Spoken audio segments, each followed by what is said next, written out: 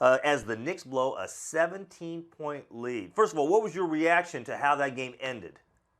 Well, the Knicks blew one that they never should have blown. They had a lead for a good portion of the game, and listen, Joel Embiid had the ankle injury there, and it's hard for me to understand with what's happening with the Knicks, especially on the defensive end of the floor, and what they do in certain spots. That last McConnell play. Quite frankly, Carmelo Anthony's defense was shameless. McConnell makes one move, and Anthony pretty much doesn't contest with his hands at his sides. It's tough for me to get where the Knicks are coming from a mental standpoint for this team.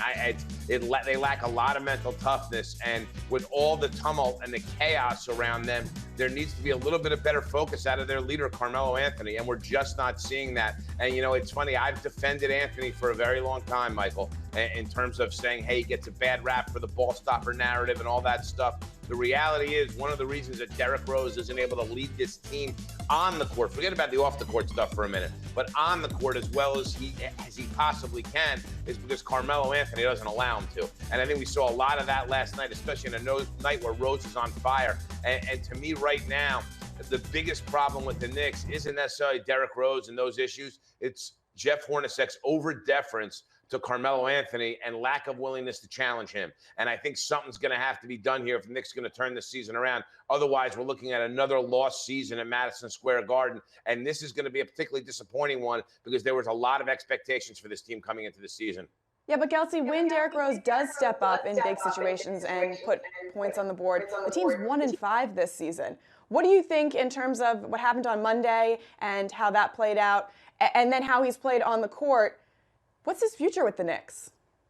Well, the Knicks made it very clear with their lack of punishment for Derrick Rose is that the reality is what they're going to do is if they want to keep him, they'll keep him. They're not really all that concerned with what went on Monday. I think we in the media are much more concerned. And granted, they know much more of the story than we do. From what I understand, obviously, it's an extremely personal matter. I spoke to somebody close to Rose yesterday who told me it just can't be revealed. But if you knew it, you'd understand it. Still hard for me to understand how you don't make a phone call or a text message if you're not showing up to a game.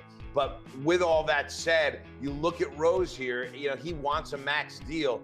It only takes one. Somebody's going to pay him a max deal. And although the Knicks are going to chase Chris Paul here in the offseason, it's hard for me to see Chris Paul coming to New York if the Knicks aren't a playoff team this year. And so if they're not going to be a playoff team and Paul is not going to come to New York, I think they're going to be the ones that throw Derrick Rose that max deal. I really do. The Knicks don't want to be without a guard. Most teams in a league that are good have a very good lead guard. They see Rose as potentially that solution to a point where they'd let him get away with what they let him get away with on Monday. So I don't think that'll have them shy away at all from offering him a max deal.